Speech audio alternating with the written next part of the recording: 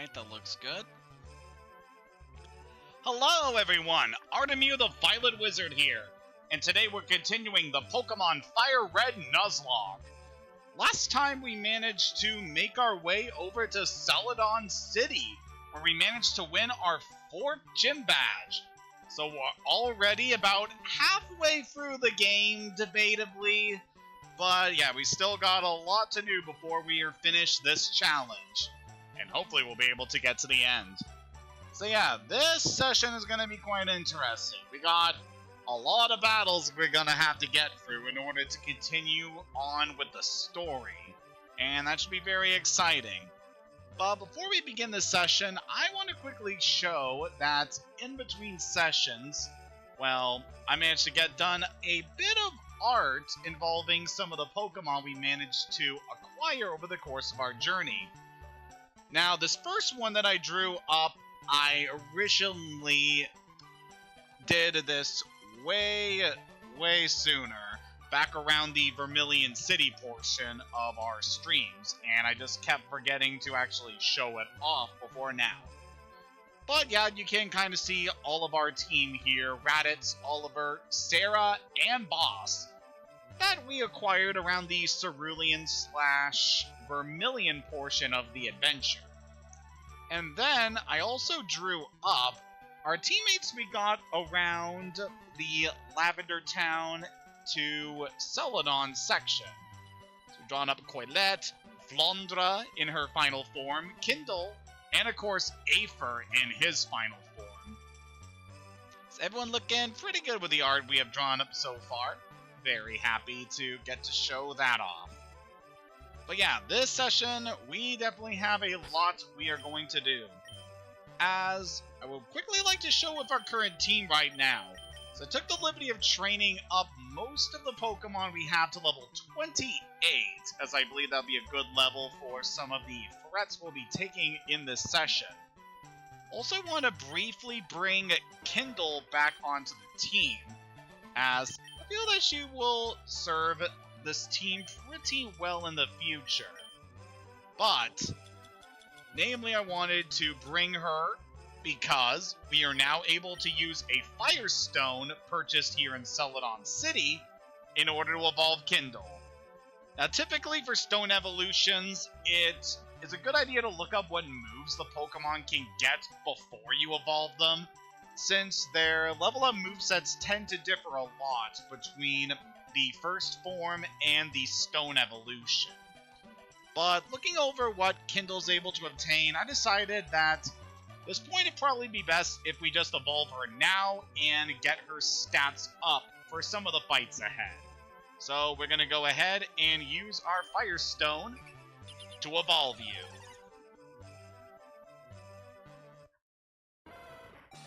So now our little puppy is going to become a big doggo.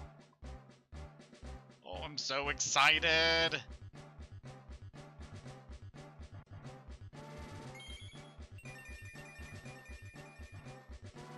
She's so fluffy. Kindle's now evolved into Arcanine.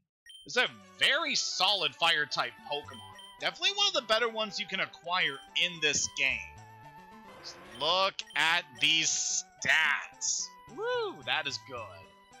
Definitely a very powerful and very fast Pokemon. She is going to serve us very well in the future.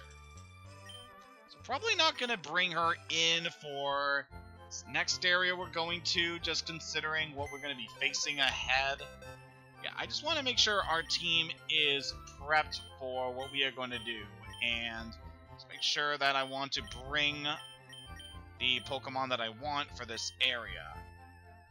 Do I want to go for Coilette? She is pretty close to an evolution coming up. Just thinking about what we're going to be facing in here.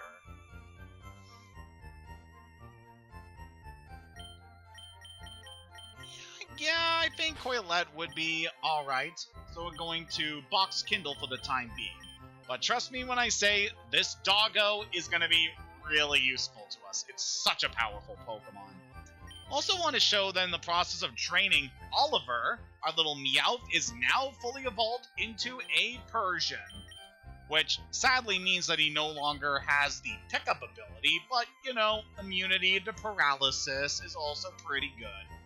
He's definitely a lot faster and stronger than he was before, so he's going to be very helpful to us in the future. Especially the near future, given one of the areas we'll be visiting very soon.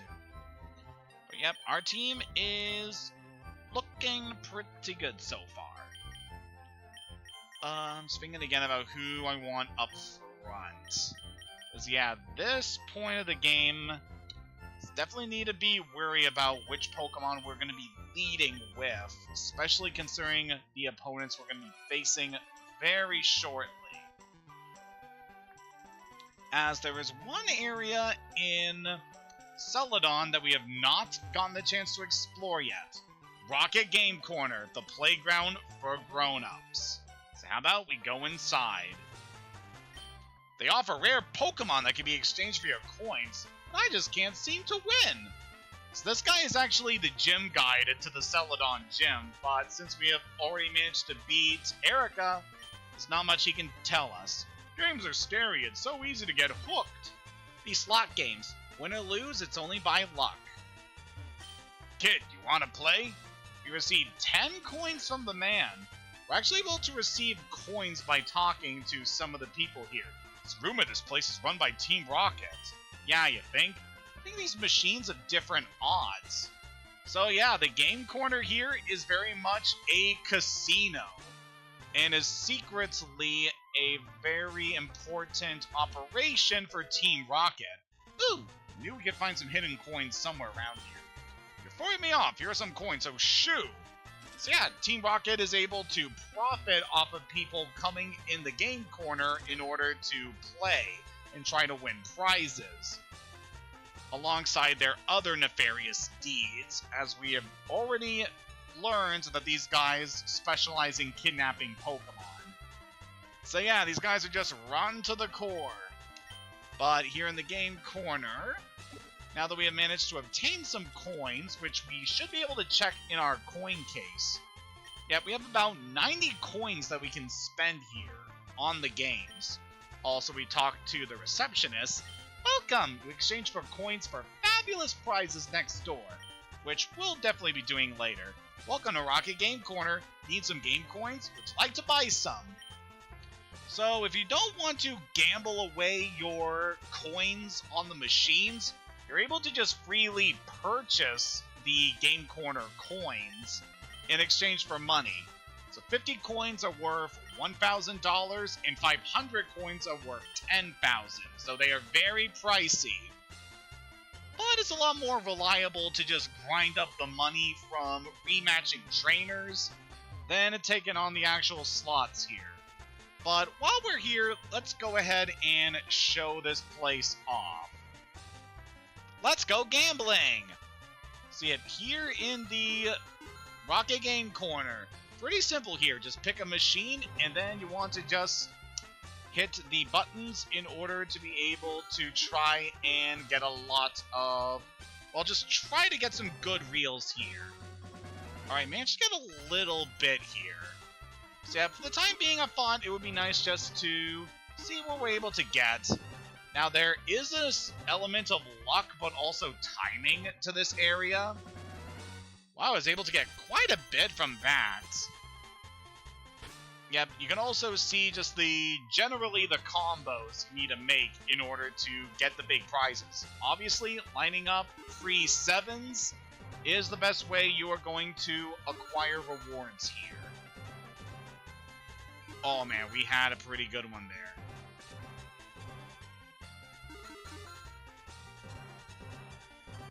Whoa! Okay, I actually managed to line that up pretty quickly. Yeah, I was initially just going to do a little bit of this until later, but dang, that's very nice we're able to get all that. So, that basically shows the gist about what you can do here at the game corner. Just try to line up a lot of good reels in order to win a lot of coins. Otherwise, you can just purchase coins for real money. Well, not real money, but you know what I'm saying. And once you've accumulated a good amount of coins from the game corner, you can take them all over to this building. I rigged it in today! If only every day were like this. I sure do fancy that Porygon, but it's hard to win at slots. We exchange our coins for prizes. So over here is where we're able to get our various prizes for winning coins. At the first counter is a bunch of different items that can be equipped to Pokemon. So the Smoke Ball allows you to instantly escape from a wild Pokemon. So it doesn't give you the... you don't have to worry about your Pokemon's speed determining whether you can escape from a battle. It just instantly takes you out. Miracle Seed's a held item that boosts the power of Grass-type attacks. Charcoal does the same for fire, and Mystic Water is for water attacks, obviously. The Yellow Flute can be quite handy. That's an item that can cure confusion, which can be quite nice if you're dealing with that. Then over in the middle counter, this is where you can get some really good stuff. This is where you can acquire some really elusive Pokemon that can only be found in very specific areas. So we're able to acquire an Abra here, which is very nice, very strong and very fast Psychic type. We can get Clefairy, which is all around a decent normal type Pokemon. Be very handy because it can learn a lot of good attacks. Dratini, which is our first instance of a dragon type Pokemon. It's pretty weak in its base form, but if you manage to grind it up to level 55, it becomes one of the strongest attackers in the game. Definitely worth your time. We can also get Cypher if you're playing FireRed, or Pinsir if you're playing Leaf Green. So these guys are both bug-type Pokemon, and compared to the ones we've encountered earlier in the game, these guys are actually really good as they have very high attack. Yeah, they could be a good thing you could go for here, but one little unfortunate aspect of these guys is that this is back in the generations when Bug wasn't that good of an offensive type. So, yeah, using these guys is a little tricky to recommend. They are good Pokemon, but they're far from their max potential that they receive in later generations. And then the top prize here, Porygon. Not really a Pokemon I recommend for the main story, but in competitive play, this thing can be really good once you manage to optimize it in a few ways. It's a normal type Pokemon, which obviously means it learns a lot of different attacks, and can also really reliably use stab normal damage pretty well. But yeah, this one is kind of hard to recommend for the main story, especially in Nuzlocke runs, but it's definitely a neat option. And then the final counter is where we can acquire TMs. And these ones are definitely real good if you want to go for these. So we got the TM for Ice Beam, which is a very solid attack that does ice damage, and has a chance of freezing. We get a TM for Iron Tail, which is a Steel-type attack, something that is pretty elusive in this game. Though, sadly, it's a very powerful move, but doesn't really have the best accuracy, so it's tough to recommend. But what's easy to recommend is the TM for Thunderbolt. It's really powerful electric-type attack with a chance of paralyzing. Can be learned by a lot of Pokemon. It's just fantastic. I easily can recommend grinding up for this thing. It's so good. Then we can get a TM for Shadow Ball, which can be quite nice if you want to add a ghost type to your team. Or if not, it can also be some reliable bit of coverage for other Pokemon that can be very useful for dealing with psychic types in the future. It's definitely one that I'm going to consider for later. And then the last TM we can get here is for Flamethrower, a very powerful fire type attack with a chance of inflicting burn. Definitely one that I'm going to consider for later, considering we have a big fire puppy waiting for us in the PC. But yeah, with all the prizes listed there, It's pretty much everything you need to worry about here at the game corner. So with that taken care of, how about we deal with this guy? I'm guarding this poster. Go away or else. It's time for us to take on the king of guys who talk to posters. Yep, as we clearly know from looking all around this town, Team Rocket is real nasty, and they have been using the game corner in order to amass great amounts of wealth in order to fund their wicked operations. So we gotta take these guys down if we are going to see this region in a lot more, well, just make this place a lot safer for people and Pokemon, where they don't have to worry about these guys manipulating us. So we're going to expect to see a lot of battles here. Team Rocket, honestly, they're not too tough to deal with here. I'm just worried because of one specific Pokemon these guys tend to carry. Dang! Which, considering which run we're doing, yeah, it could be a pain. The Team Rocket hideout might be discovered. I better tell the boss. He just disappeared into the wall. Was he real, or was he never there to begin with? Now let's check the poster.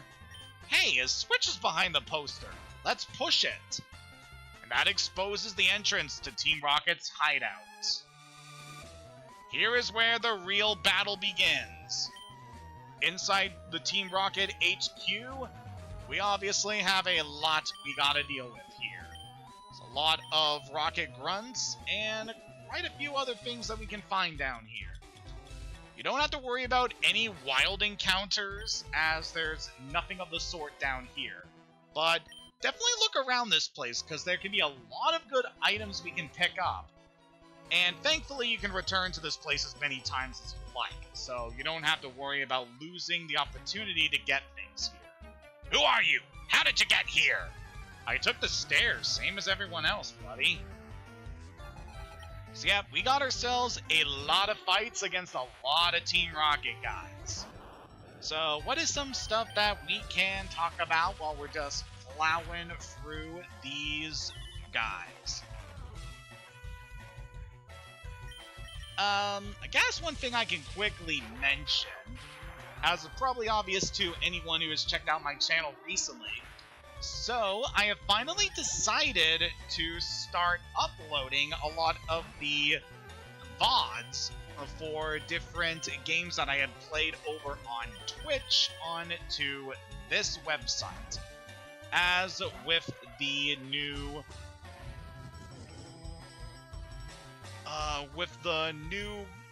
rules that are being instated on Twitch this month, I just feel like it would be for the best to just quickly get all of these different streams that I had previously done uploaded onto this channel. So over the next couple of months, expect to see a lot of that kind of content very soon. I've got a lot of games to show off, so definitely be pretty interesting to get to show off all the various things that we have played over the years over on Twitch. And if you're tuning into this stream, highly recommend checking out the videos that I'll be posting, because we got a lot of ground to cover, obviously. Alright, Eradicate. Let's go to Khalifa for that. We've certainly gotten much more powerful since the last session, and should be able to handle these rats no problem. In between sessions, I decided to teach a lot of Pokemon various TMs, mostly the ones that have just become available in the Celadon department store. And with Khalifa, this gives her access to Brick Break, with just really reliable damage. And it also has a very nice effect of being able to break through the attack's Reflect and Light Screen, which passively give a buff to your entire party. So that's definitely a good move for being able to counter those kind of strategies. Not that we're going to see those on any of these Team Rocket guys. Alright, let's give you a fresh water, get you hydrated here.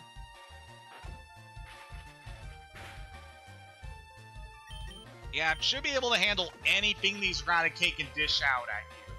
Hyper Fang is pretty much the worst attack we can expect these things to have. Though sadly, you did get your speed dropped by Scary Face, so woo, yeah, that is why I wanted to heal, to prevent those unlucky critical hits from getting us. Luckily, we don't have to worry about fast Pokemon getting a high amount of critical hits, because for some reason, Game Freak thought that was a good idea in the first generation of games. Yeah, I don't tend to revisit the original games as opposed to FireRed and Leaf Green these days, just for personal preference. I feel like they're perfectly fine games, and mechanically, they still function pretty well.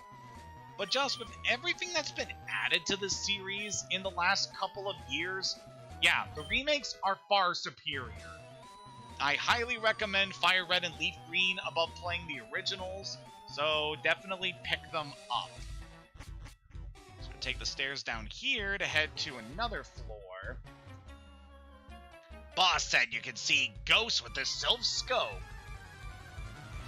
So that explains what happened to the Sylph Scope that we heard about before. Team Rocket seems to have an interest in the paranormal. So we're definitely going to want to deal with that and see if we can acquire that Sylph Scope, as that will be useful for being able to access more of the Pokemon Tower, which we did previously see in the last session. Oh boy, here comes coughing. So yeah, these guys are nasty in this game, because at this level, they should be able to learn the move Self-Destruct, and yeah, I do not want to have to take that.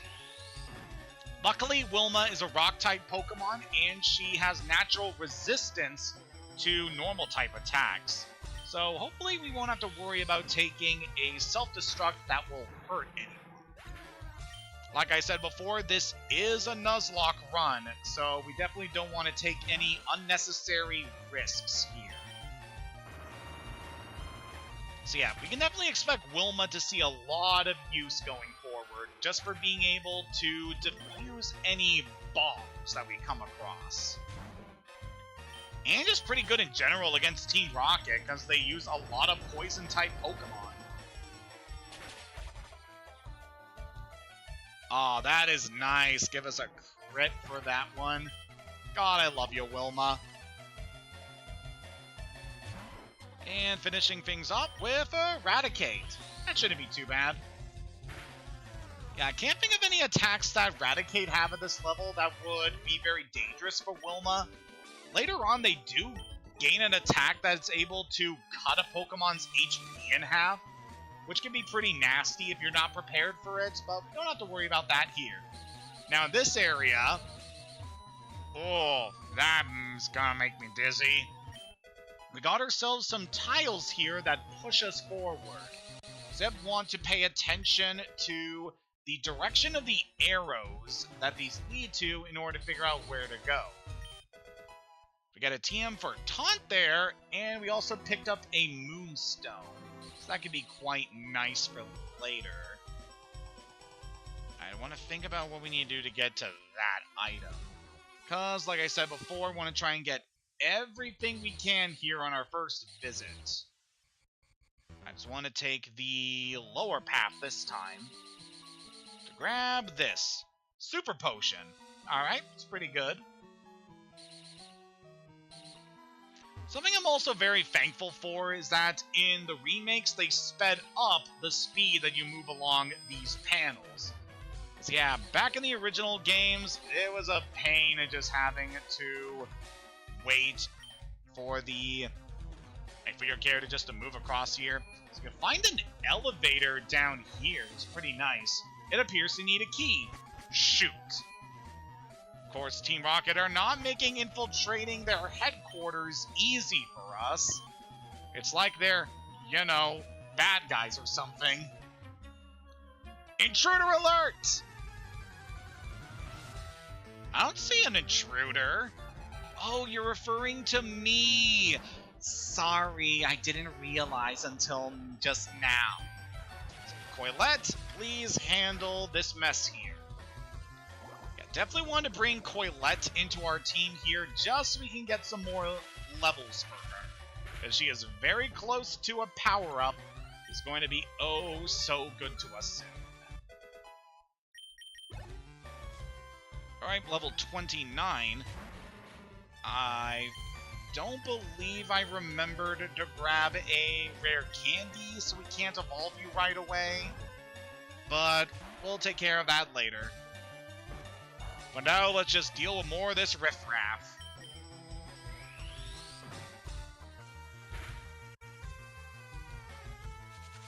But yeah, to talk about some other stuff that's been going on lately. So next weekend we are going to be celebrating Easter, which is a pretty popular holiday up here in North America.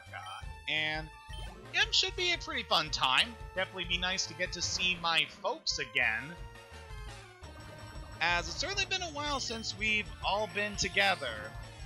Though this Easter is also going to be a bit... well, it's going to be quite different from ones that we have had before for one very important reason. And I know I mentioned this before during my Twitch streams a while ago, but yeah, this is going to be the first Easter without my grandmother, as she passed away last year in September. And yeah, I'm still feeling pretty down about that.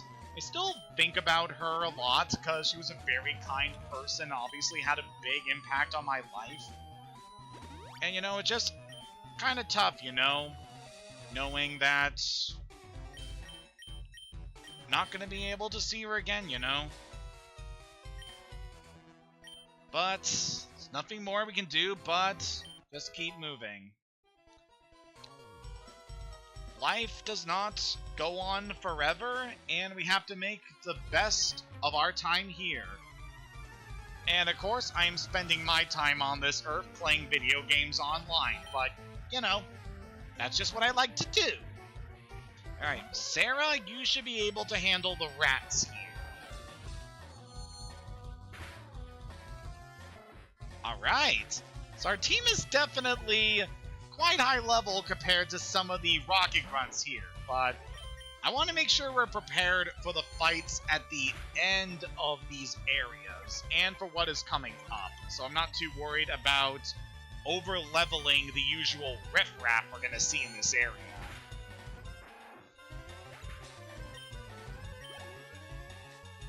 But yeah, to talk about some other stuff that's been going on lately, work has been pretty fine so far, just more of the same, really. We've had a couple new employees come in the last couple of months, and kind of seeing them get situated into everything here has been alright. Like, none of them have really been getting on my nerves or anything, just a couple of younger guys, you know.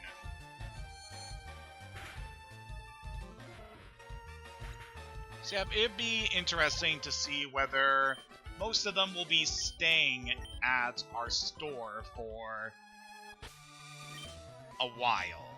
Like whether they'll be sticking here for a couple years, or if they're only going to be here a few weeks, who knows.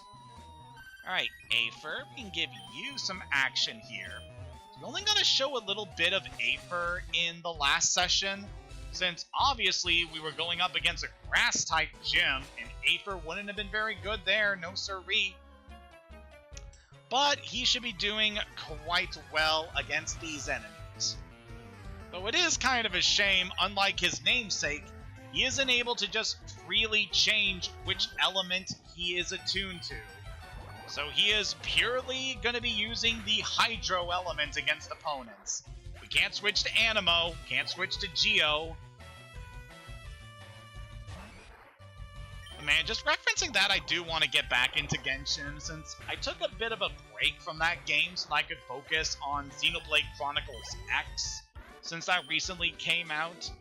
But yeah, definitely want to get back into Genshin, especially so that I can progress the main story and gain access to a lot of new areas that are available to us. So what I picked up there was the TM for Frustration. That is quite an interesting attack. It is basically the opposite of the move Return, in that the lower a Pokemon's friendship stat is, the more damage the attack will do. Ooh, rare candy. It's nice that we picked that up, because now we should be able to evolve Coilette with that. Alright, let's do this. It's going to get ourselves 2 evolutions at the start of this session here. Let's go ahead and give that to our ball.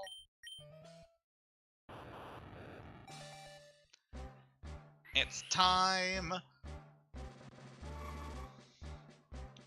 So our ball is going to turn into an even bigger ball.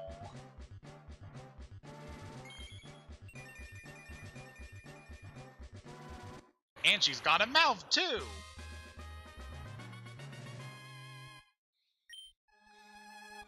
So that is very nice for us. So now to be gone, you evolved. You are definitely looking pretty strong. Look at that speed stat. Yeah, you're going to be very nice for being able to just do some very quick damage to opponents. Don't know how reliable you're going to be in the long run because you have low defenses and HP, but you should be serving us pretty well, Coilette, as your namesake was very useful to me during our blue Nuzlocke way back in the day. So hopefully we're able to bring you to the end. Right, this way we got ourselves another battle. Stop meddling in Team Rocket's affairs, or else I'd like to see you try to stop me, sir. Alright, this guy, there's gonna be a bunch of rats, so I'm not expecting anything too different.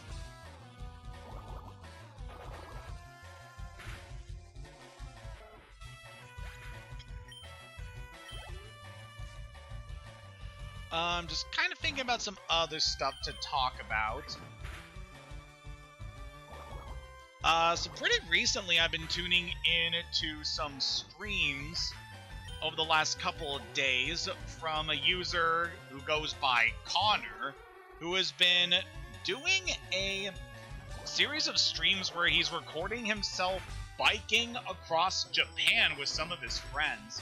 And it's been quite cool just getting to watch him explore this country and getting immersed in the culture.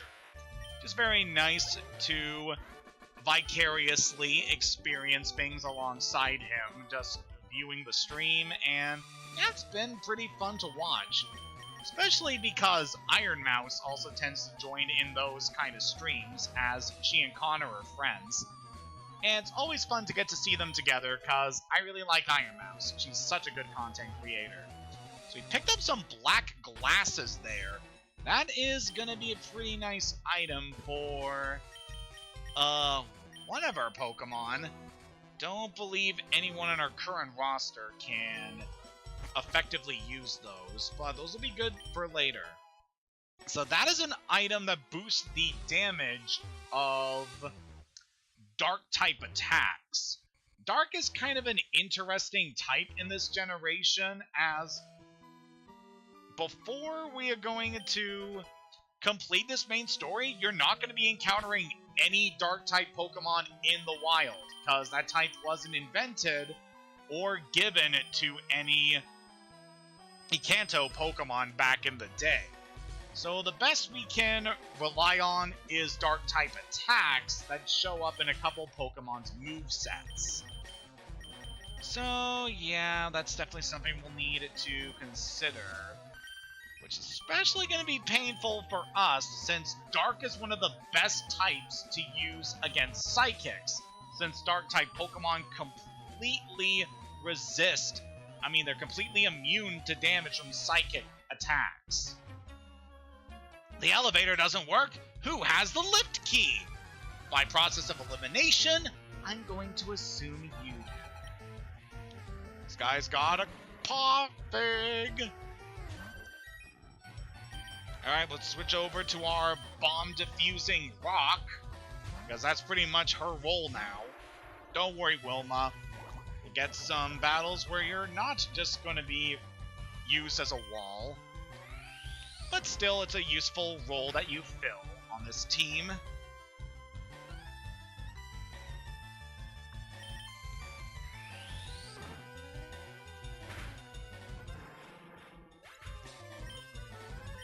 Alright, with that, we get ourselves another level up. So I'm very curious if this is going to be the level where we can expect something to happen on Wilma. Probably not, but it would be nice.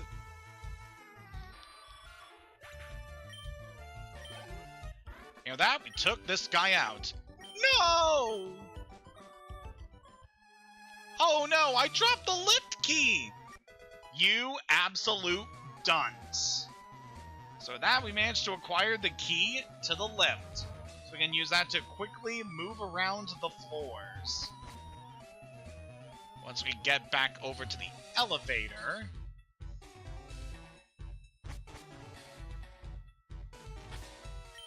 And before we go to our next goal, the team is looking a little sore at the moment. So how about we head back to the center and heal up before we go face our opponent at the end.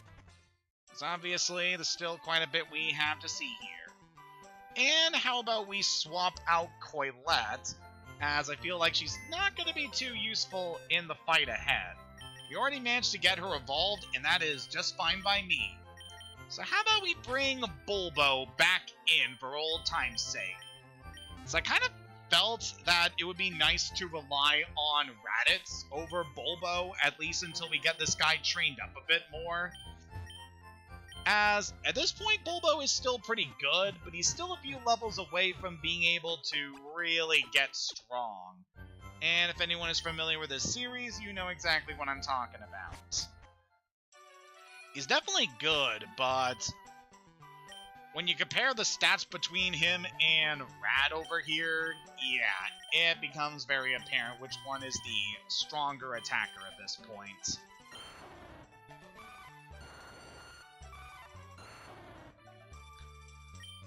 But bringing you on board for a while would be pretty nice.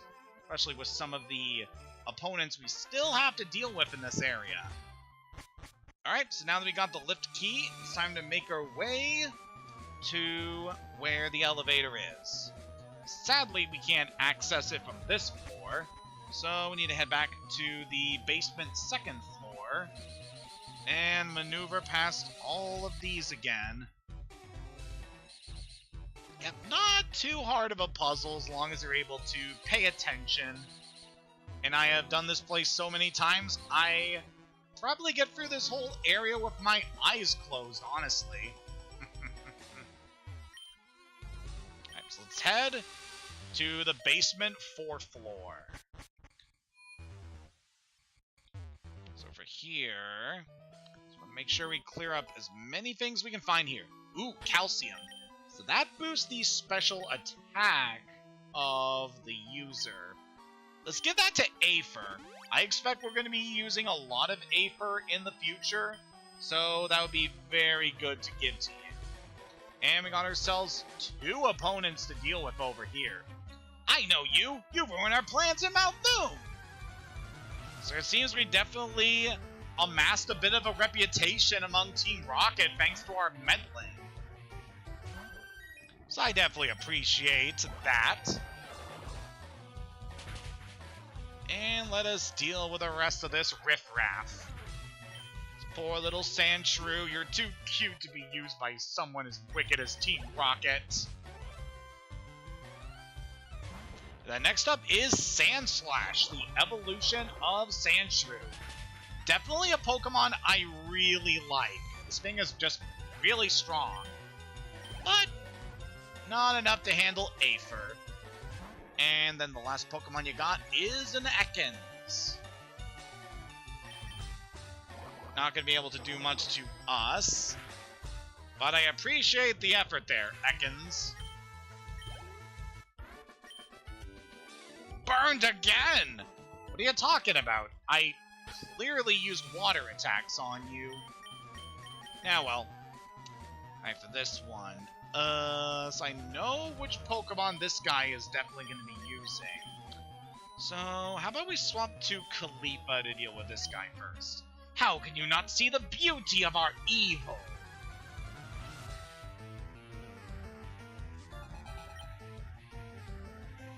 I can't think of a statement for that. Sorry.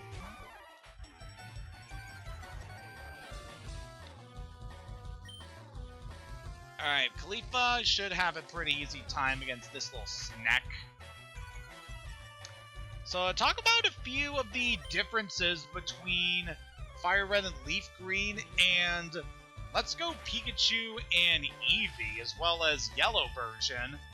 So one of the added elements they have for those games compared to FireRed and Leaf Green is that they incorporate Team Rocket's Jesse and James from the anime as opponents you would get to fight at certain points of the story. And this part here where you are dealing with these Team Rocket grunts in front of this door is one of those points where you get to face them. It's actually pretty cool that you get to fight them in the double battle format, because that's something I really enjoy about getting to face them in those games compared to how they work in Yellow, where it just serves as like just another battle.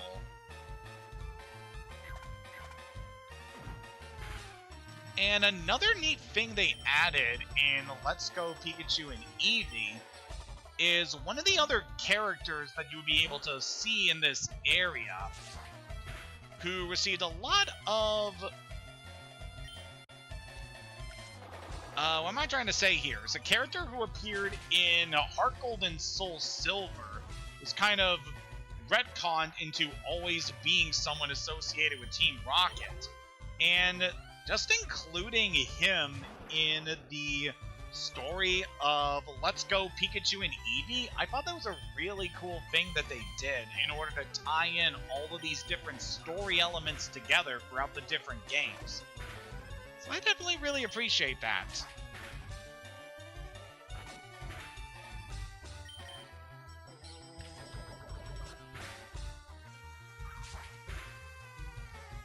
Yeah, my feelings regarding Let's Go Pikachu and Eevee are still pretty mixed. I think overall the gameplay is still pretty good, and visually it's a very nice looking Pokemon game. It's just the whole catching element that really kind of... it just really hampers the experience with the game in a couple of ways. It's a perfectly fine gameplay mechanic, but yeah, I kind of agree when people say that it's not particularly the version of the game that they prefer to play. I can understand that. Alright, let's Paralyze Heal Khalifa here. So we got ourselves a big fight coming up. So we want to make sure we are good and healthy for this.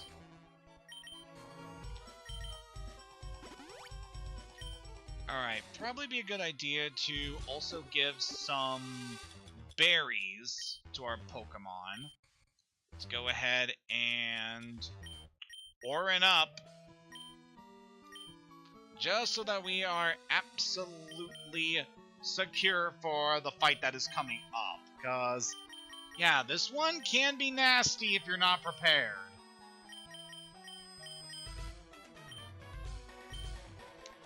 Alright, now that we've dealt with that, it's time to step forward and face the boss. But not before I raid your base. We can pick up a Net Ball, which is a Pokeball that has a higher chance of catching water and bug Pokemon. And we can pick up a Nest Ball, which is most effective against Pokemon that are lower level than yours. Alright, let's go ahead and save, and we should be ready to take on the boss here. Oh boy, we got ourselves a fight here. So, I must say, I'm impressed you got here. Team Rocket captures Pokemon from around the world. They're important tools for keeping our criminal enterprise going. I am the leader, Giovanni. For your insolence, you will feel a world of pain. At last, we finally get to meet the leader of Team Rocket, Giovanni. This guy really likes his ground-type Pokemon, as he's leading with an Onix. Bulbo, you know what to do here. Ooh, critical hit. Very nice. I guess that's to be expected since Razor Leaf has a high critical hit chance. And after that is Rhyhorn.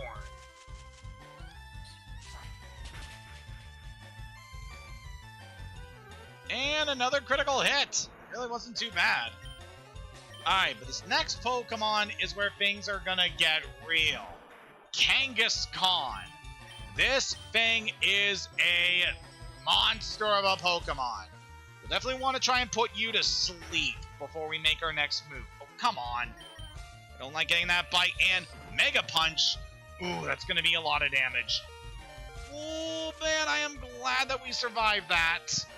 Yeah, Kangaskhan here. A very powerful normal type. Just overall has really good stats, especially in attack. This thing is a beast. I want to make sure you are prepared to fight this thing, as I clearly made sure that we would be prepared. Oh, you woke up immediately? Really? Okay, this is fine. Our defense a bit lowered, but we should be good. Khalifa, just go for the Brick Break. And it's not enough to get the KO, but man, you chose to go for Bite instead of Mega Punch? Yeah, that would have really sucked if that thing got a Mega Punch on Khalifa, because with our defense dropped, that could have easily been a fatal blow. But with that, we've managed to defeat Giovanni. What? This can't be! Believe it. I see you raise Pokemon with utmost care. A child like you would never understand what I hope to achieve. I shall step aside this time. I hope we meet again. And by beating Giovanni, we obtained the Sylph Scope, which is what we came here to get in order to progress the main story. The Sylph Scope here, a scope that makes unseeable Pokemon visible. It's made by Sylph Co. And with that, we have managed to deal with Team Rocket here, for the time being at least. And Bulbo, you're looking a little sore. Let's get you healed up, buddy. I think I taste blood. It's alright, it's all good. You also took a beating against that Kangaskhan when we fought this back in our blue Nuzlocke. So, at least that's consistent, you know. God, I hate you so much. Are you lost, you little mouse? I don't see any rodents around here. Oh, you're referring to me. Oh, this is the second time I got confused by what someone was saying. God, you guys really need to watch what you say, you know? Because some people, they might not understand what you're trying to tell them, you know?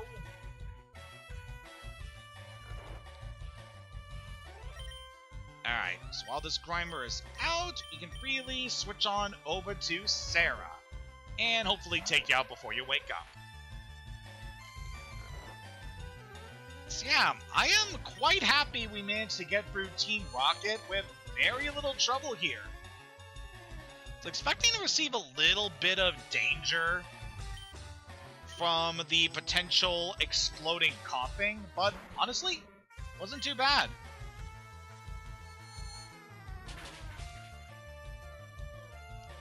And with that, that should be the last Team Rocket grunt we need to worry about this place. Why? Because you called me a mouse.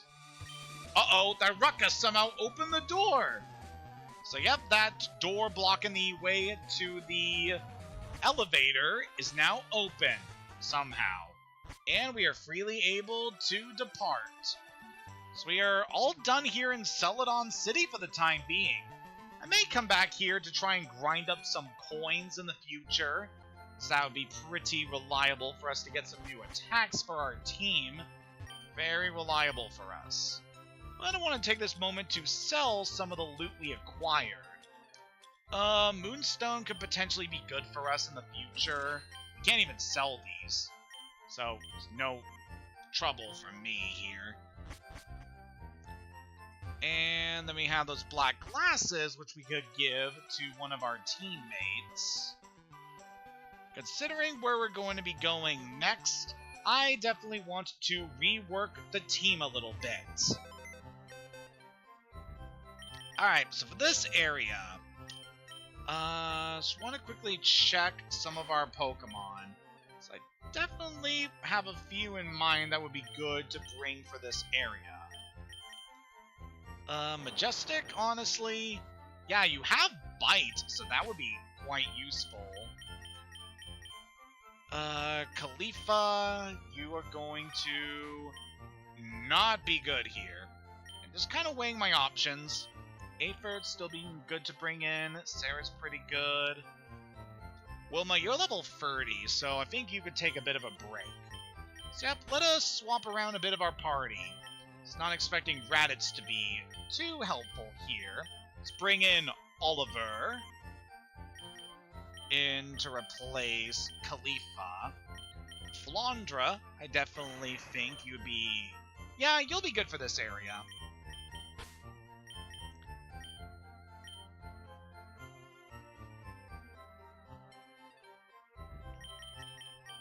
You know what? Just considering our options, we might not bring in Majestic.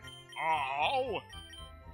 But I have so many more performances to show! I was gonna do a card trick! And maybe saw someone in half if we had a volunteer. And Kendall, be nice to give you some action for this area. Yeah, considering what we're going to be facing, we'll give Wilma a break as well. She's already one of our strongest Pokemon.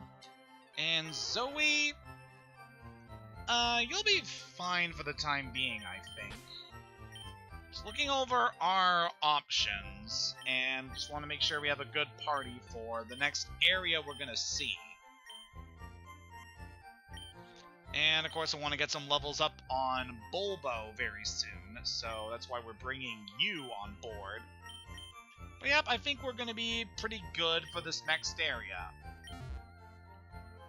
Also, just in general, nice to check up on the team in between going through different dungeon areas. But yeah, for this next area, we definitely want to make sure we are prepared. And Bulbo, you would definitely be a good lead with your support moves. So yep, I believe we're good to go here. Alright, let's heal up, and we will move on to our next destination.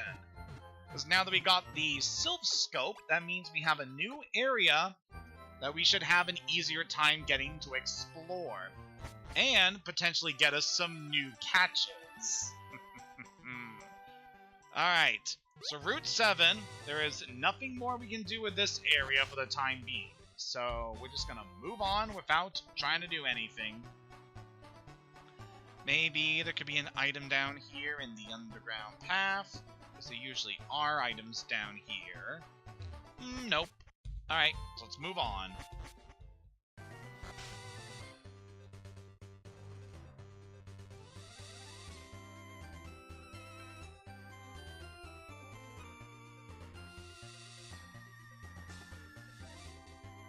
And back over to Lavender Town. Certainly been a little while since we've been here. Just want to check on our items. Before we go into this place, bought a couple lemonades in between sessions. Just I feel they would be good items for us to have in place of buying super potions, because, you know, they're way cheaper. And let's go ahead and store some items that we're not going to need. Because PP ups we're not going to need to worry about. Moonstone we don't need to care about. And the black glasses, we can give those to some of our Pokemon. We only have access to one here. Considering our options, we'll give those to Oliver, just because I feel like he would probably need the added damage a bit more than our others. So we check our special attack. Actually, Flandra is the one with the lower special attack, so we'll give that to her. Yeah, just want to do this since having Dark-type moves are going to be really useful for this area. Then, of course, we got Sarah bringing on some psychic damage. Aether for some in general, pretty solid damage. That'll be pretty reliable here. And Bulbo is mainly here to access his sleep moves, specifically to give us a good chance of catching our potential new Pokemon in this area. So we're not going to try to get our catch here right away, potentially. As we go up into the upper levels, that actually gives us a higher chance of being able to get something better. Well, a chance to have more options in this place. So we're going to go ahead and have a repel set up to prevent encounters. And let us see what we're able to do here. Certainly a lot of channelers in this area. They seem very talkative. Channeler Hope apparently has none.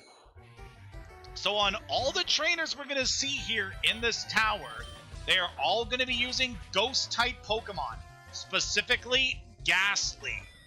These guys are Ghost Poison-type Pokemon. They know a lot of very tricky attacks and are very fast, so you want to make sure you are prepared for being able to deal with them.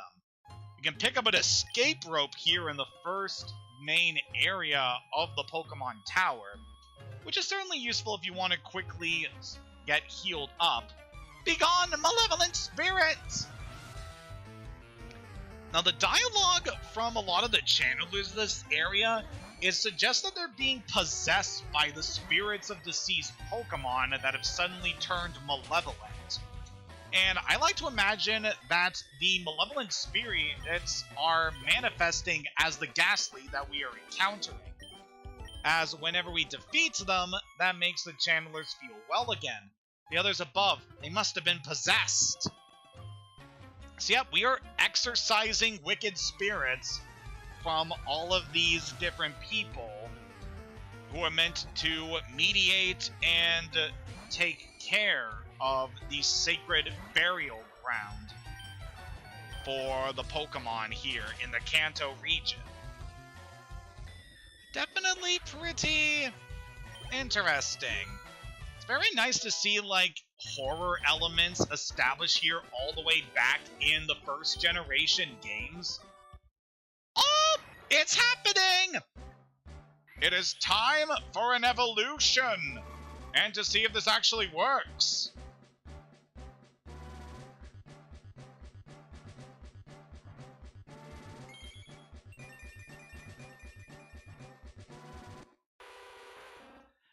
Flandra has evolved into Crobat. So this was an evolution given to Golbat in the second generation. And quite a good one. Alright, I think it's time we address the elephant in the room. Yeah, normally this is not something that is meant to happen if you're playing the vanilla version of FireRed and Leaf Green. So there is an element to this game that prevents you from being able to access Pokemon that weren't originally acquired in the Generation 1 games. So, for any Pokemon that can evolve via friendship, like Golbat and Chansey, it just completely stops them from being able to access their final form once they get enough friendship to trigger the evolution. The way you're able to get around that is to acquire an item that you don't get until after you've beaten the main story and managed to catch 60 Pokemon in the Pokedex, as that gets you the National Pokedex, which is used to actually be able to record Pokemon from regions other than Kanto.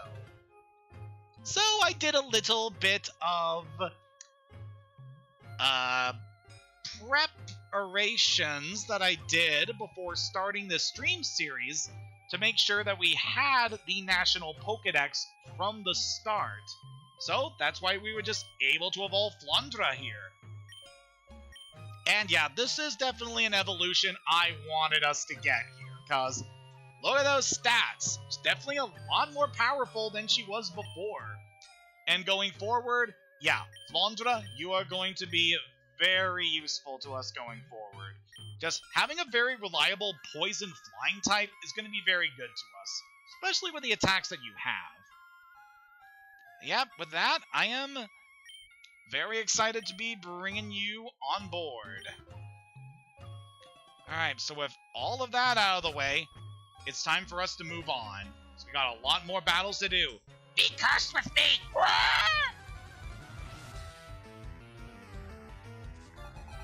So yep, we got ourselves a lot of battles to take care of as we are exploring the rest of this place. So obviously, we have a lot of things to do here. So what's some other stuff that we can talk about while we are just whittling away all of these different battles?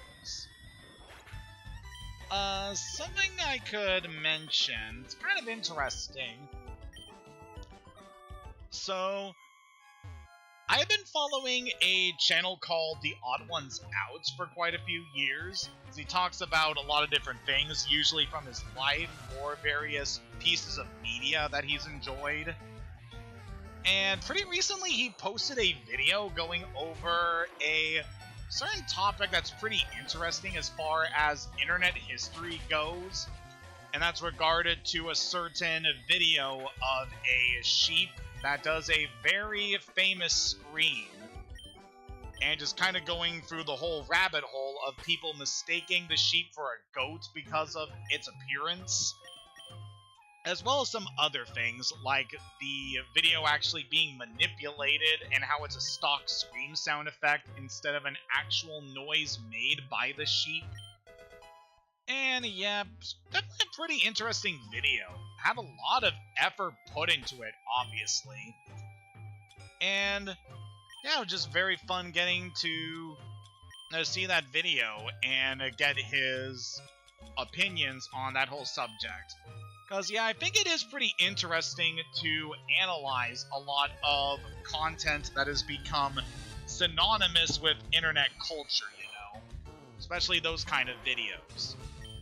Alright, so we got our encounter for this area, and it is Ghastly. This is one of two potential encounters we're able to get in this area. The other one being Cubone, which we have previously heard about before. Now, the Ghastly here can be a bit of a pain.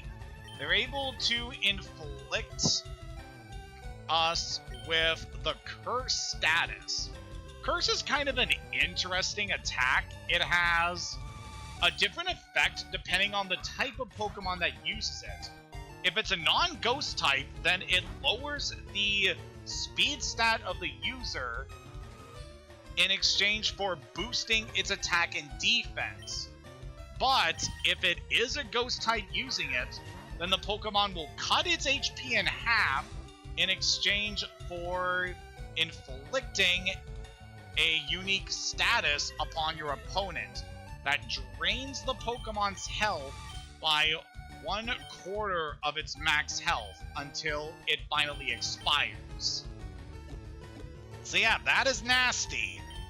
I want to make sure Bulbo is good and healthy while we're dealing with this thing here. Besides that, Ghastly also has some interesting status moves they can use.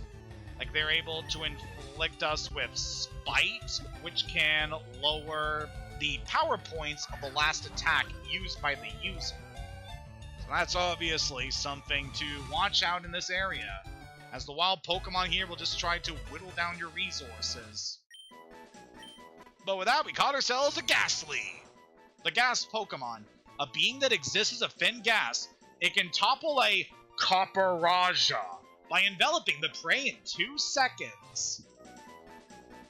Sorry I had to do that, but, you know, references to real-world areas and species, not something that the modern games do. So yeah, it's Copperaja that Ghastly are able to smother with their gases. Alright, so for this guy, Ghastly, and it happens to be a male.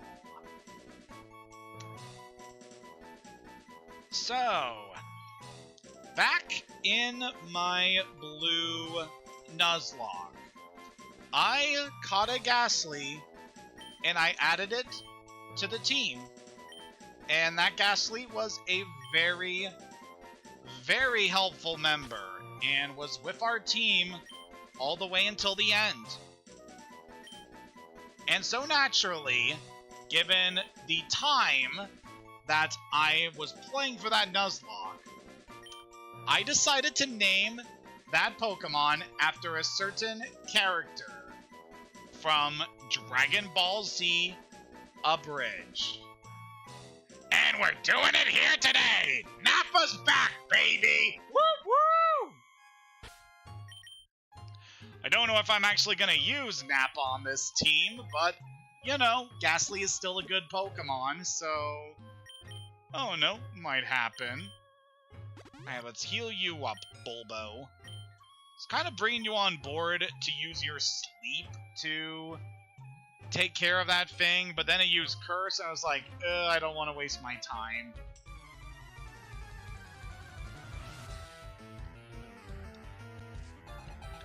Alright. Still got quite a few battles before we see the end of this area. So what else can we talk about while we're going through this place? I can just mention, just the overall theming of this place, how it's a gravesite haunted by the spirits of restless Pokemon that had previously died. It's quite cool seeing so many horror elements being shown this early on in the Pokemon series. And even in the later games, they still show a lot of the more horrifying and paranormal nature of a lot of Pokemon. You'll typically find a gravesite area in the majority of the games, and usually with those areas you can expect to see some interesting happenings as well as some dark lore associated with those areas.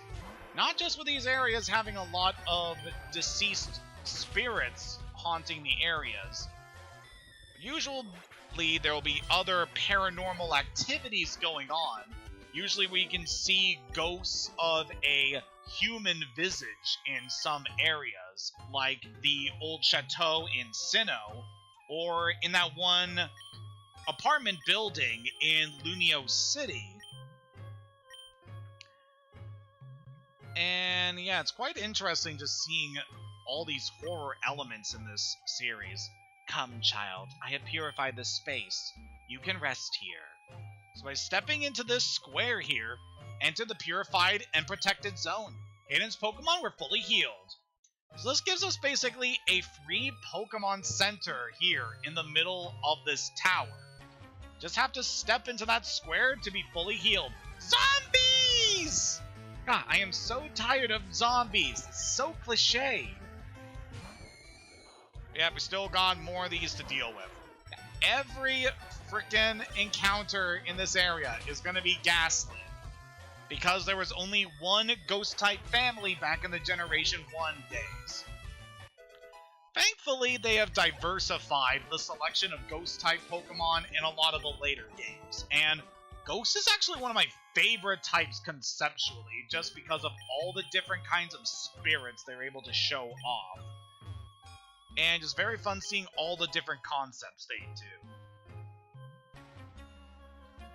Because even in the last Pokemon streams that I did over on Twitch, I had a Chandelure as one of my main Pokemon, and my god, they were so good.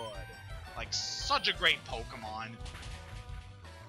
And just pretty interesting and dark lore behind it, as well as just so many other Ghost-type Pokemons we see in this series. They're definitely the type of Pokemon that receives the most when it comes to creepy and dark lore. And I am all for it. It just really adds a lot to these creatures. And just pretty neat in general, just having an entire Pokemon type dedicated to death and malevolence.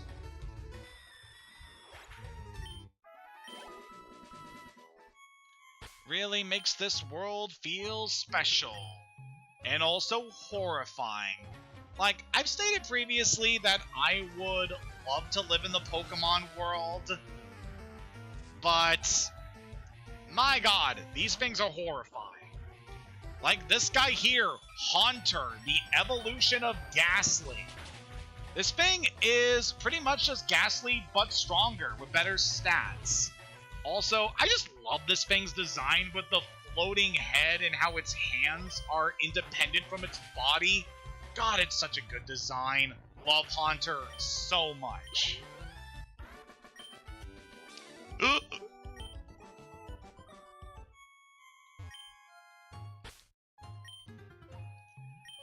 But yeah, just cannot overstate enough how much I love Ghost-type Pokemon. They are so cool.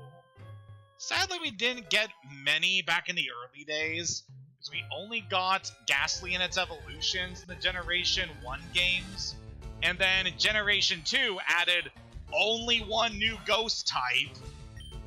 But thankfully these days, this typing has a lot more options, so definitely have a lot of spooky spirits to pick for your team, which I definitely appreciate. Give me blood! Hey, that's very grim. Again, I just love the overall mood and tone of this whole area. It is way darker than anything we have previously seen before. And we basically infiltrated the underground base of the frickin' Mafia. So that's really saying something. God, I love this series. Like, I know it's primarily aimed at children, but just having these darker elements just really makes it be able to be something that people of all ages and of different walks of life can enjoy, you know? That's definitely how I feel regarding this series. It's one that's been very important to me for a long time.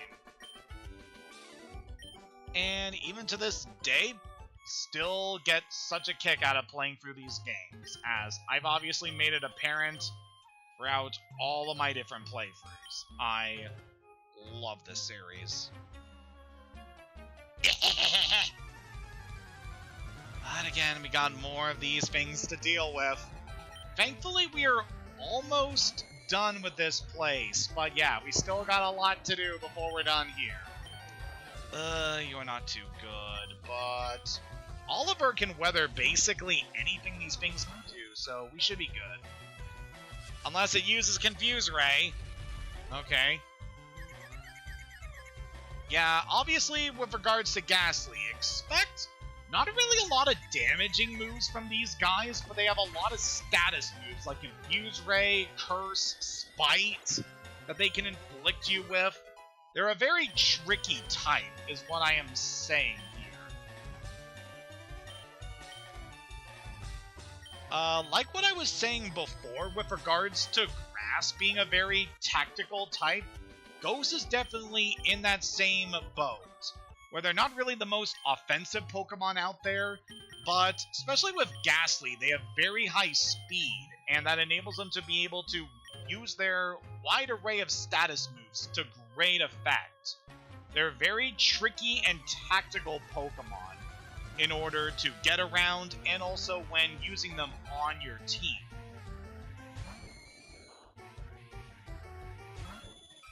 But with that said, you can still expect to see some powerful hits from Ghastly, because it actually has really good special attack. It's just a bit awkward in this generation, since both Ghost and Poison are both physical types in this game, so they can't reliably be able to use their attacks effectively, but they're still pretty good. Nope, I didn't mean to hit Secret Power. Another good tactic to using Ghost types is that they have a natural immunity to both normal and fighting. So that could definitely be something to consider. Just being able to completely shrug off attacks from certain Pokemon. Ooh, rare candy. That could be nice for later. So right now we are just about the end here. So for this next part, I could recommend having either a grass or water type ready for what's to come. Be gone, intruders! So we got ourselves a forced encounter with a ghost. Silphscope unveiled the ghost's identity. It's a Marowak. The very same Marowak that was stated to have been killed by Team Rocket when we first arrived here in Lavender Town. So yeah, this is quite interesting. Now, before getting the Silphscope, you are able to explore this tower, but when you come here to the points with the Marowak, if you don't have the Silphscope, you are unable to engage this thing in battle. But now that we have acquired the Silphscope, we're able to expose the ghost's true form, and thus we are able to have it be vulnerable to our attacks. Ooh! Oh, that's not good. That's not...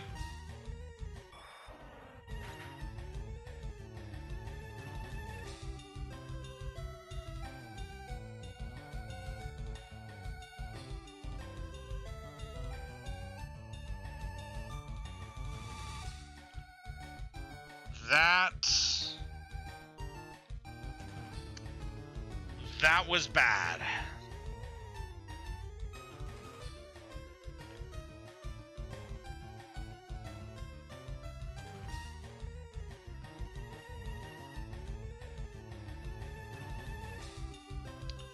Well...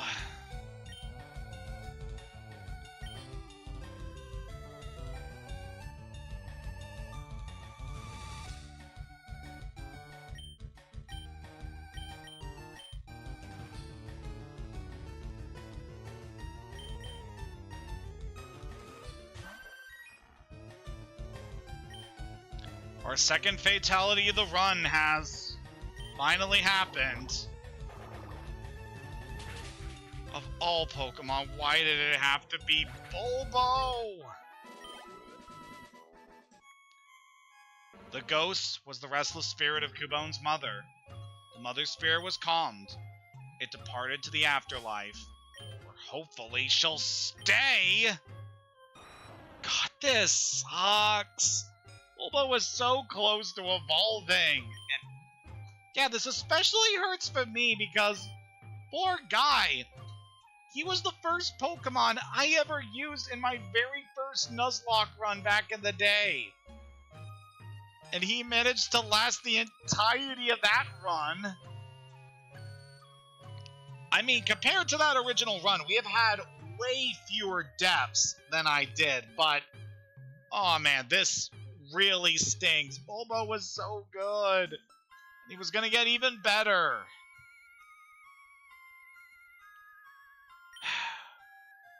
There's nothing more that can be done. That is just the way things have to be. Just one wrong move can totally end things off. Like, I should have anticipated the Bone Meringue as one of Marowak's signature attacks. But I didn't think it would be able to do that much damage, but yeah, it's a ground attack, and ground moves would be neutral against a grass poison type, so yeah, this is just a very, very unfortunate outcome of a battle where we should have been able to handle it.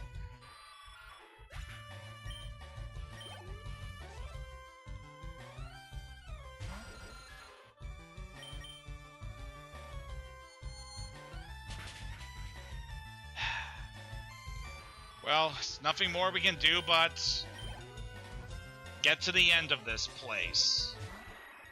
It's got a lot of Team Rocket grunts to deal with here, because apparently these guys just aren't done just messing with us.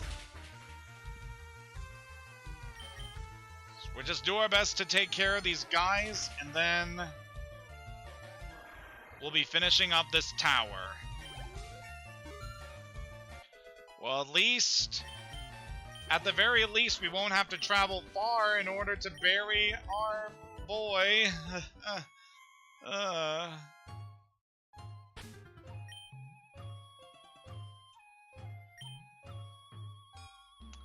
Considering our options here, I want to keep Sarah in the front. I'm pretty sure these guys will mostly be using poison types. We just want to have as easy of a time as we can here. Yep, I knew we'd be seeing a coughing here. Sarah, take this thing out.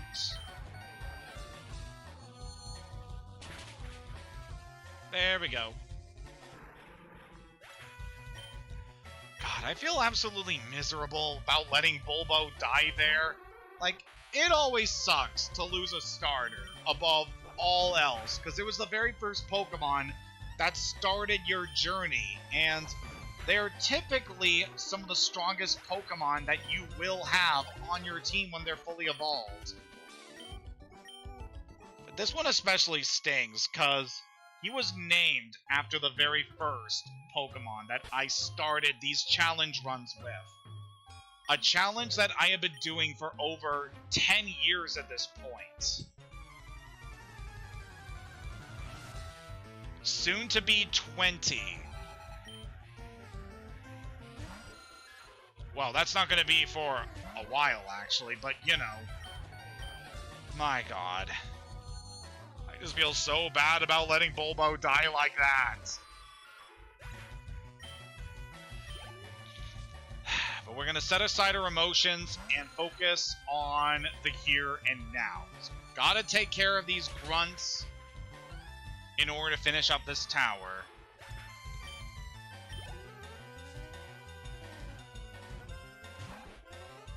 Alright, Rattata. This one shouldn't be too bad for us.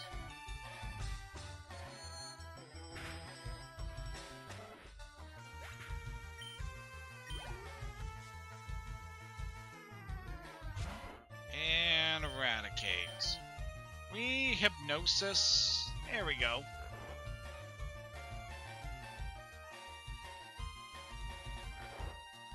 God, I don't even know what to talk about at this point. Like, what else is there to say? That was just one of the heaviest moments we've had this entire run.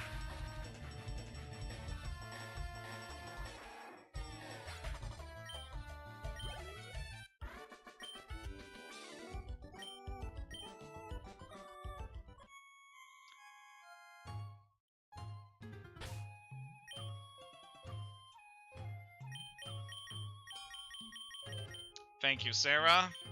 Your aid was very helpful here. Eh? You came to save me? Thank you, but I came here of my own free will. I came to calm the spirit of Cubone's mother. I think Marowak's spirit has finally left us. And she took another Pokemon with her! I must thank you for your kind concern. Follow me to my home Pokemon house at the foot of this tower. Hayden, your Pokedex quest is one that requires strong dedication. Without deep love for Pokemon, your quest may fail. I'm not sure if this will help you, but I'd like you to have it. Receive a Pokeflute from Mr. Fuji, meaning that awakenings have now become useless to us. Upon hearing the Pokeflute, sleeping Pokemon will spring awake. Try using on Pokemon that are sleeping obstacles. Thank you, sir. But yeah, Pokeflute. It's able to instantly awaken any Pokemon.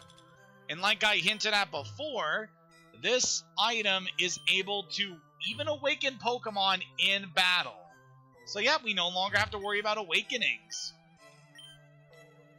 That is definitely good for us.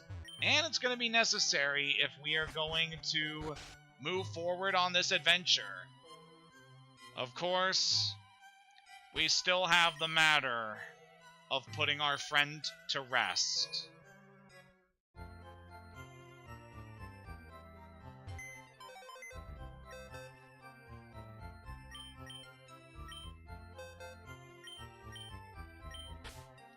Bulbo, one more needs to be said. You helped us through Brock. You got us through Misty. You were certainly one of the most reliable Pokemon that we have known over these last 7 sessions here. You were definitely the most iconic Pokemon we had on this journey, and I should have been more careful with you, man. I should have anticipated the Bone Meringue. There's nothing that can be done about it now. Just rest easy, man. And know that your Pokemon Blue Nuzlocke counterpart is going to berate me so hard over what I did to you. I am so sorry. But yeah, that is it for Bulbo's story. Aw, Nappa's bold. That means any attack he would get is going to be significantly lower. It's not good. So yeah, probably not going to be training up Nappa for anything in the future, but yeah, I am just...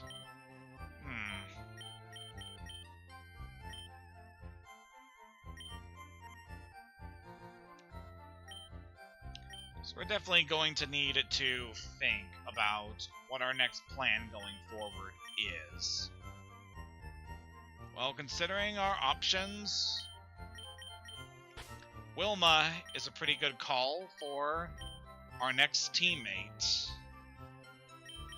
Just having her reliable defenses would be good for something we're going to have to deal with very soon.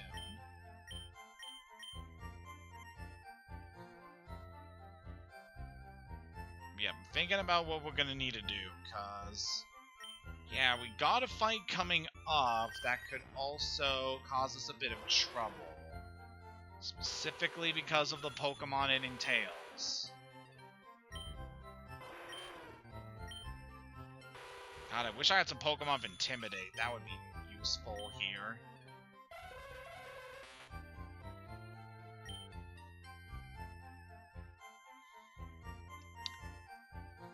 Sarah would honestly be a pretty good lead considering what we'll be going up against. And having Wilma as an additional aid would be good. Just considering our options here, considering what the next thing we're gonna do before we close off this session is gonna be.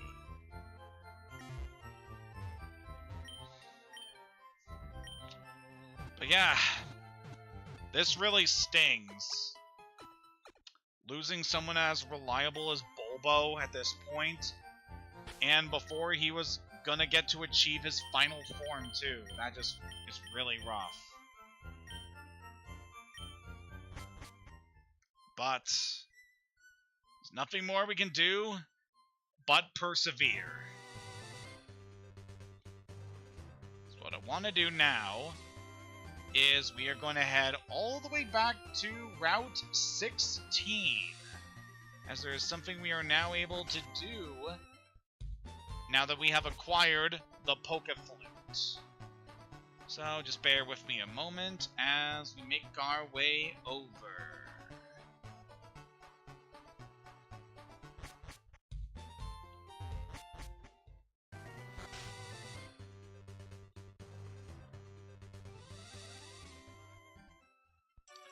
Alright, and over in Celadon, what I want to do here is I just want to look at my options here. Let's buy a couple more Great Balls before we head this way, for one very obvious reason. Alright, set up here, and we'll just buy a couple of these. Let's go for 6.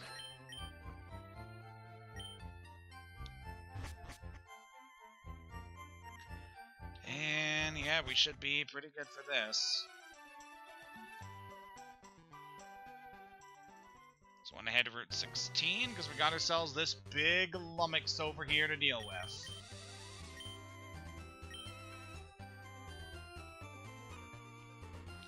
So in order to advance in the story, the remaining areas that we have to explore are both blocked by Snorlaxes. Cannot move forward on our journey without first dealing with these guys. I mean, there is also Saffron City, but I don't want to go there yet. For now, let's deal with this guy. We can now play the Pokeflute.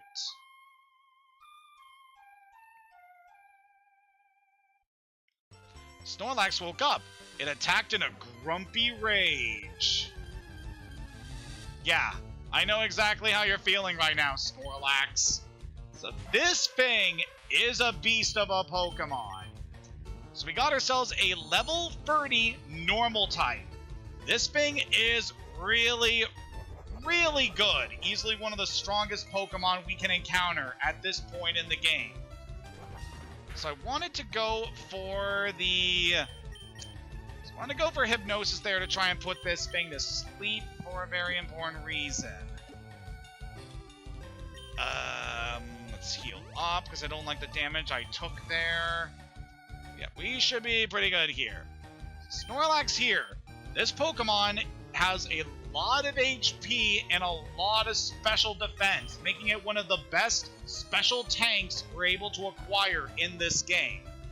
Alongside that, it's also a really good physical attacker, making it very reliable both offensively and defensively. This thing is such a good Pokemon, and I want this thing for my team. It is that good. Okay, what I should have done there is gone for Dream Eater to recover some damage, because this thing does have Snore. One of the few attacks that is actually able to be used while a Pokemon is asleep.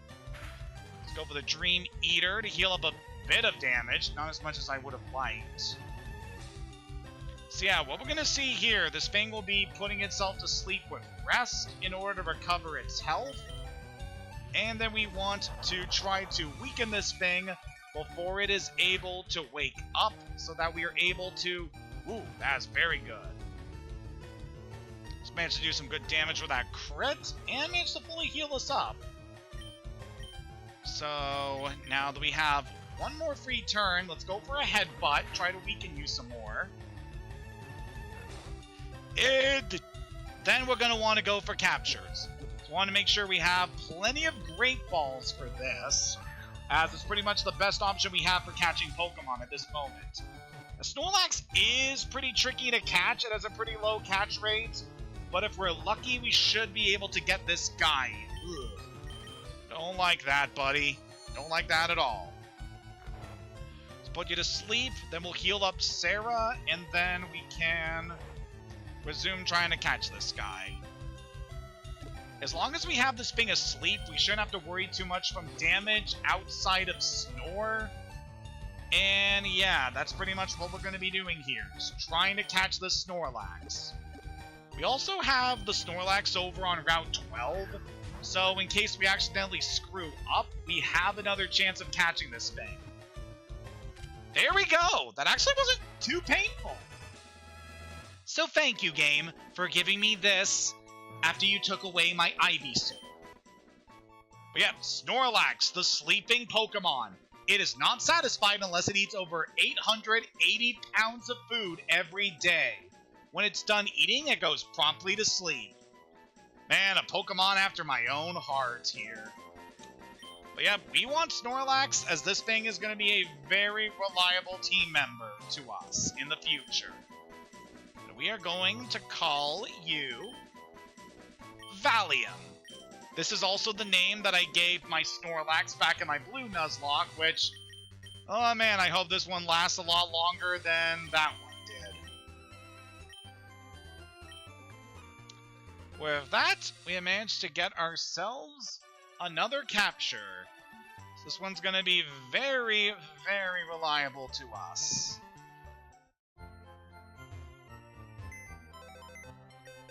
Alright, let's check up your stats. And hopefully you're a good one. Timid. that lowers your attack in exchange for raising your speed. Attack is pretty much going to be your main method of doing damage, and you're already one of the slowest Pokemon in the game, so that's really not that good. But I mean, you have Thick Fat, that lowers the damage from fire and ice attacks, so that could be useful in the long run. So yeah, we'll definitely want to make sure we get Valium prepared for things to come, as well as making sure the rest of the team is going to be good for some of these fights coming up. Because, yep, for the next leg of our journey, we got ourselves a lot of battles we gotta do to make sure we are getting into the next section of the game. So, yeah, we definitely got a lot we need to prepare ourselves for. And hopefully we should be ready for that in a few days. But for now, this seems like a good point to end this stream here, because, my god, after what happened to our starter, I definitely think we need some time to cool off. But yeah, thank you for joining me in this leg of the Pokemon FireRed Nuzlocke. It has certainly been entertaining so far. Next time, we will be preparing to see what we can find beyond Celadon City, now that we have opened the way forward. Until next time, have a good day, and take care.